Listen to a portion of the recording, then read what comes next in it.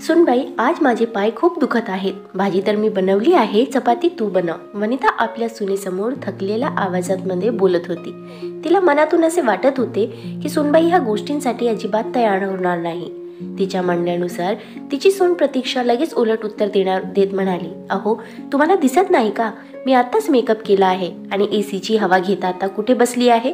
थोड्याच वेळात अजित घरी येणार आहे. तुम्हाला काय वाटतं, मी माझा नवरा घरी आल्यावर घामाने चिंब होऊ त्याच्या समोर जाऊ का? एवढा मेहनतीचे केलेला मेकअप घामाने खराब होईल. उकाळा किती आहे, तुम्ही जा आणि चपाती बनवा. तुम्हाला गुडघेदुखीचा त्रास आहे की नाही हे मला चांगले माहीत आहे. तुम्हाला मी खुश असलेली पाहत नाही का? जेव्हा मी चांगली तयार होऊन बसते त्याच वेळी बरोबर तुमचे गुडघे दुखतात.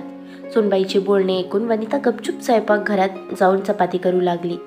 चपाती करताना तिच्या डोळ्यातून अश्रू येत होते, परंतु काम तर तिलाच करायचे होते, कारण थोड्या वेळाने तिला जोराची भूक लागणार होती आणि जेवण केले नाही तर उपाशी पोटी वनितालाच इतर कामे करावी लागणार होती. ह्या भीतीने वनिता रोज जेवण बनवायची, कारण रिकाम्या पोटी काम करायला लागू नये म्हणून ती संध्याकाळी जेवण बनवायला लागायची. आणि कधी काही दुसरे काम असले तरी जेवण बनवायला जास्त उशीर झाला तर सून नवऱ्यासोबत बाहेर जाऊन खाण्याचे कार्यक्रम करीत. पण रिकाम्या पोटी वनिताला स्वतःसाठी तर जेवण करावेच लागत असे आणि तिला असं वाटत असते की आपला मुलगा अजिबात बाहेरच्या जेवायला खायला लागू नये, कारण बाहेरचे जास्त खाण्याने शारीरिक स्वास्थ्य बिघडू शकते. परंतु अजित आपल्या आईची काळजी कुठे करायचा? बाबा वारल्यावर नंतर त्याला आईचा खर्च म्हणजे एक ओझे वाटत होते. त्याने कसे तरी स्वतःच्या मनाला समजावलं होतं की आई घरात असल्यामुळे घरात कामवाले ठेवण्याची गरज पडत नाही. तर अजितच्या बायकोचा स्वभाव असा होता की कामवाली ठेवल्याशिवाय शांत बसणार नव्हती. आता सर्व काम त्याची आईच करत होती, म्हणून तो आईला काही बोलत नव्हता. परंतु हळूहळू वनिताला सुद्धा समजून चुकले होते की ह्या घरात आपला वापर फक्त एक कामवाली म्हणून केला जात आहे. त्यापेक्षा जास्त आपली किंमत कोणीच करत नाही. कोणताही सण आला की त्यामध्ये वनिताला कोणी सहभागी करून घेत नव्हता.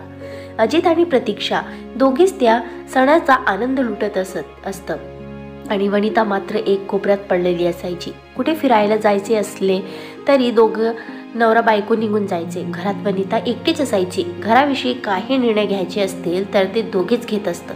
अजितला सुद्धा आपल्या आईला काही सांगावं असं कधी वाटत नव्हतं. सुरुवातीला जेव्हा वनिताने आवाज उठवण्याचा प्रयत्न केला तेव्हा दोघांनाही तिला तोंड बंद करण्यासाठी सांगितले. त्यांच्याकडून सतत अपमान सहन करून आता शांतपणे काम करायला ती शिकली होती. त्यातच ती आता संतुष्ट राहत होती. माहीत नाही मी अजून किती दिवसाची पाहुणी आहे, हात पाय चालत आहे तोपर्यंत जीवन दुसरे काय करणार असा मनात विचार करत हे आपले जीवन जगत होती. वनिताने एक दिवस रात्रीचे जेवण लवकर बनवले. तेव्हा सर्व जेवून आराम करत होते. वनिताने सर्व कामे आटोपली आणि ती सुद्धा आपल्या रूममध्ये जाऊन पडली. तेव्हा अचानक तिच्या पोटामध्ये दुखू लागला. तिला वाटले आता माझी तब्येत जास्त बिघडणार, म्हणून ती उठली आणि आपल्या मुलाच्या रूम बाहेर येऊन उभी राहिली. जेव्हा रूममध्ये तिचा मुलगा अजित आणि सून प्रतीक्षा दोघेही कानात इयरफोन लावून मोबाईलमध्ये मूव्ही बघत होते, तेव्हा वनिताने त्यांच्या रूमचा दरवाजा वाजवत ती म्हणाली, अरे बाळा, माझी तब्येत थोडी ठीक वाटत नाहीये. पण मुलगा आणि सून दोघांनी सुद्धा तिच्याकडे लक्ष दिले नाही, म्हणून तिने त्याच्याकडून त्याच्या रूमचा दरवाजा वाजवला. तेव्हा तिचा मुलगा अजित दरवाजाजवळ आला आणि म्हणू लागला, तू सर्व कामं केली आहेस ना, आता आम्हाला का त्रास देतस? तुझ्या रूममध्ये जाऊन झोप जा.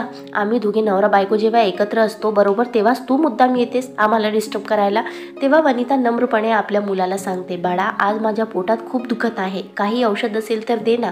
हे ऐकून रागातच अजित म्हणाला, अरे पोटातच दुखत आहे ना, मग तुझ्या रूममध्ये जाऊन आराम कर, आपोआप दुखायचे थांबेल. त्यासाठी आम्हाला त्रास देण्याची काय गरज आहे? तुझ्यासारखी म्हातारी माणसे मुलांवर ओझे झाली आहेत. आई, मी माझ्या बायकोसोबत एकांत मिळवण्यासाठी तुझ्या मरण्याची वाट बघू का आता? मुलांचे असे बोलणे ऐकून वनिता 2 मिनिट सुन्न झाली. नंतर हळूच बोलली, बाळा, मी पण नवरा बायकोचे नाते जगले आहेत, त्यामुळे मला पण माहीत आहे नवरा बायकोसाठी एकांत किती महत्त्वाचा आहे. परंतु आता तर फक्त 9 वाजले आहेत आणि माझी तब्येत ठीक नव्हती, म्हणून मी तुझ्याकडे औषध मागायला आले होते. मी तुझा एकांत खराब करत नाही. माझ्या तब्येतीपेक्षा जास्त महत्त्वाच्या मूवी आहे का? जेव्हा तू छोटा होतास तेव्हा तुझी देखभाल करताना मी माझ्या नवऱ्यासोबत वेळ घालवणं विसरून जात होती. आणि एक तू आहेस. अजित आपल्या आईच्या बोलणे चालू असताना म्हणजे म्हणाला, तर मग आता तू काय माझ्या त्या वेळेचा बदला घेत असते का?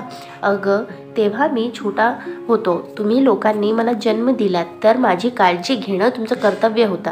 माझ्यामुळे जर बाबांना बरोबर जास्त वेळ तुला घालवायला मिळाला असता तर त्याची भरपाई आता तू मला त्रास देऊन करणार आहेस का? अगं उद्या मला सुद्धा मुलं होतील तेव्हा त्यांचं पालनपोषण करताना आम्हाला सुद्धा एकमेकांना जास्त वेळ द्यायला मिळणार नाही. तर मग आज तुझ्यामुळे पण मी माझ्या बायकोसोबत वेळ घालू नको का? वनिता दुःखी होऊन म्हणाली, बाळा तू तुझ्या बायकोबरोबर वेळ घालव. मी तुझा काही त्रास देत नाही. आज माझी तब्येत ठीक नव्हती म्हणून फक्त औषध मागण्यासाठी आली होती. तीच माझी चूक झाली.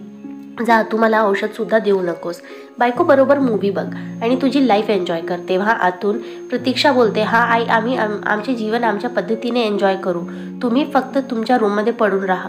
तशीच मी लग्न फक्त लाईफ एन्जॉय करण्यासाठी केलं आहे, तुमची सेवा करण्यासाठी केली नाही. तब्येत ठीक नाही तर मी काय करू? जाऊन झोपा तुमच्या रूममध्ये आणि आम्हाला जरा शांतता द्या. आजकाल तर तुम्ही जास्त कामसुद्धा करत नाही ना, म्हणून कदाचित बसून बसून तुमची तब्येत खराब झाली असेल. उद्यापासून घरातील सर्व कामे करायला चालू करा. मग बघा तुमची तब्येत कशी ठणठणीत होऊन जाईल. मग मुलगा आणि सून पुन्हा इयरफोन लावून मूवी बघण्यात व्यस्त झाले. आज वनिताचा खूप मोठा अपमान झाला होता. तिला विश्वासच होत नव्हता की मुलगा आपल्याबरोबर अशा पद्धतीने बोलला आहे. कारण तीच आपल्या मुलावर खूप प्रेम होतं आणि ती सुनेला सुद्धा काही बोलत नसे. ती त्या दोघांच्या छोट्या छोट्या चुका काही न बोलता माफ करायची. परंतु आज पाणी तिच्या डोक्यावरून गेलं होतं. वनिताला आता खूप राग आला होता. म्हणून तिने मनातच ठरवलं की ह्या दोघांना आता चांगलीच अद्दल घडवायची. दुसऱ्या दिवशी सकाळी नाश्ता करून ती घरातून निघून गेली. प्रतीक्षाला वाटले की वनिता पोटात दुखत होतं म्हणून सरकारी हॉस्पिटलमध्ये औषध घेण्यासाठी गेली असेल. परंतु संध्याकाळ झाली तरी ती घरी आली. म्हणून तिने नवऱ्या अजितला फोन केला आणि म्हणाली, बघा तुमची आई दिवसभर गायब आहे. माहीत नाही कुठे फिरायला गेली आहे. घरी सर्व काम मलाच करावं लागत आहे. अजित म्हणाला, आज मला घरी तर येऊ दे, मग समोरासमोर बसून तिला चांगलाच धडा शिकवतो. तिने ऐकले तर ठीक, नाही तर वृद्धाश्रमात सोडून येऊन बघच अशी धमकी दिल्यावर तिला आपली सर्व कामे ऐकावीच लागतील. खरं सांगतोय, हिच्या म्हातारीपणीच्या या वागणुकीमुळे मी हैराण झालो आहे.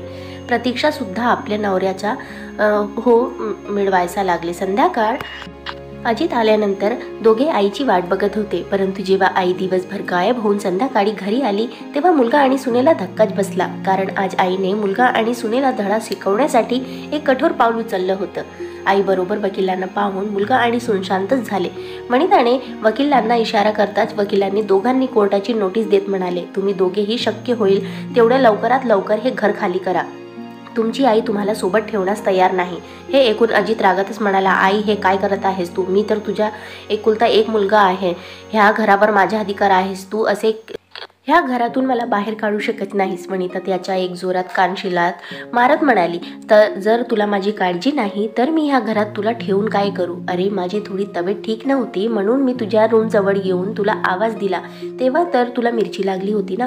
तुला तुझ्या बायको बरोबर एकांत हवा आहे ना, तर जा तुझ्या हिशोबाने कुठेही राहा आणि सर्व दिवस एकांताची मज्जा घे. माझ्या घरात आता तुझ्यासाठी आणि तुझ्या बायकोसाठी जागा नाही. जर मुलगा आणि सुनेबरोबर भाडे करू सारखेच राहायचे आणि तर त्यापेक्षा ह्या घरात कोणी भाडे करून ठेवला तर कमीत कमी तो भाडा तरी देईल. अजितच्या हातातून आता सर्व जाताना दिसत होता. तेव्हा त्याला आपल्या चुकीची जाणीव झाली. तो हात जोडून आपल्या आईची माफी मागत म्हणाला, आई मला माफ कर. इथून पुढे कधीच अशी चूक होणार नाही. आम्ही दोघेही कधीच तुला अपमान करणार नाही. परंतु आपल्या मुलाचा असली चेहरा पाहिल्यानंतर आता वनिता दुसऱ्या धोका पत्करायला तयार नव्हती. तिने मनाशी पक्क ठरवलं होतं म्हणून तिने आपला निर्णय बदलला नाही. त्यामुळे नाईलाज जास्त मुला आणि सुनेला घर सोडून जावं लागले. पुढे वनिताने ॲग्रीमेंट करून घरचा अर्धा भाग भाड्याने दिला आणि घरातील कामासाठी एक मोलकरीण ठेवली. जेवण तर ती अजूनही स्वतःच बनवायची, पण आता फक्त स्वतःपुरतं बनवत लागत होतं. तिने एक मृत्यूपत्र बनवून आपल्यानंतर ते घर एक अनाथ आश्रमाला दान करण्याचे लिहून ठेवले. मित्रांनो, आपल्याला वाटत म्हाताऱ्या व्यक्तीनं बरोबर आपण चुकीचा व्यवहार केला तर म्हातारपणी ते जाणार तरी कुठे, परंतु आपण ही गोष्ट विसरत आहोत. आजकालच्या म्हाताऱ्या व्यक्तीसुद्धा प्रॅक्टिकली विचार करायला शिकल्यात आहेत. ते घरातून कुठेही जाणार नाहीत, परंतु मुलांना घरातून बेघर नक्कीच करू शकतात. मित्रांनो, आपल्याला काय वाटते? वनिताने आपल्या मुलाला माफ करून अजून एक संधी द्यायला हवी होती